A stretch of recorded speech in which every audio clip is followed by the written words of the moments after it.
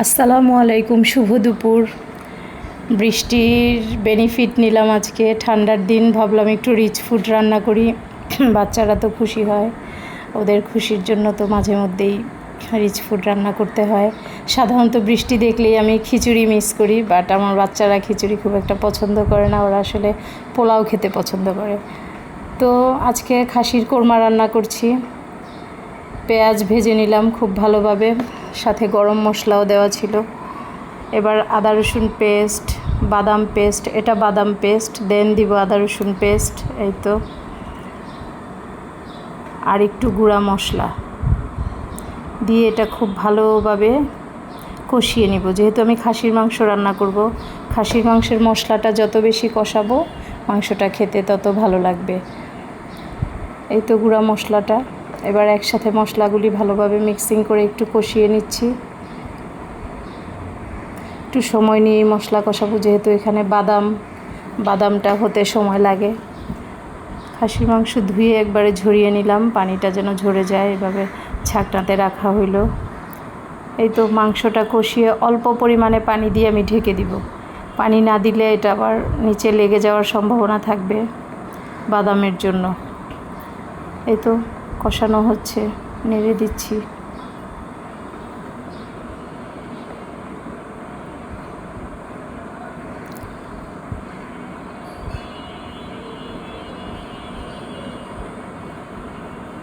আবার ঢেকে দিব, এতে ভালোভাবে কষানো হবে, সিদ্ধ হবে মাংস। দেন আলু দিয়ে দিলাম, আলু আর মাংস একসাথে কষানো হচ্ছে।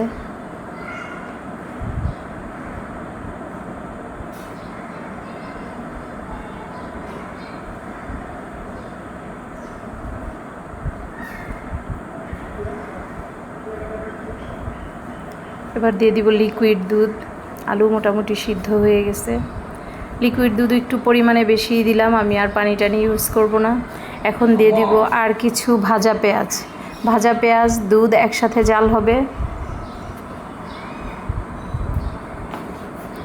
তো ঝোলটা একটু মাখা মাখা হবে, দেখতেও ইয়াম্মি হবে, খেতেও।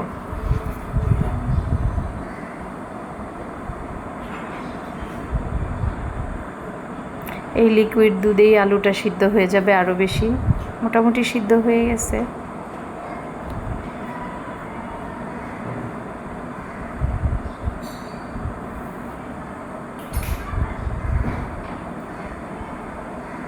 রান্না একটি শিল্প, এক একজন এক একভাবে রান্না করে, এজন্যই রান্নার নাম শিল্প। কেউ এভাবে, কেউ ওভাবে, কেউ সেভাবে, বিভিন্নভাবে রান্না করে আমরা খাই। এক একজন এক একভাবে রান্না করি, এক এক ফ্যামিলির মানুষ এক এক ধরনের খাবার খেয়ে অভ্যস্ত।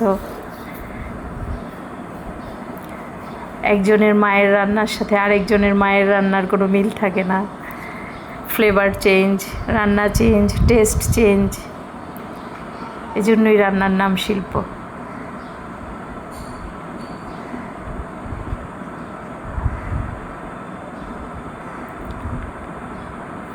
আমার রান্না মোটামুটি হয়ে গেল। এখন একটু আস্ত কাঁচামরিচ দিয়ে দিলাম, আর দিয়ে দিব ঘি। যেহেতু কোরমা রান্না করছি, তাই একটু শাহি ভাব আনার জন্য একটু ঘিয়ের ফ্লেভার তো খুবই জরুরি, তাই ঘিও দিয়ে দিলাম। দেখতে খুবই ইয়াম্মি হয়েছে, আমি তো এখনও খাইনি। রান্না শেষ করলাম, সবাই নামাজ থেকে আসবে, একসাথে খাবো, বাবা ছেলেরা।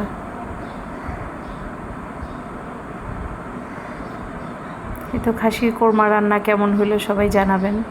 আমার চেয়ে অনেক ভালো অনেকেই রান্না করেন,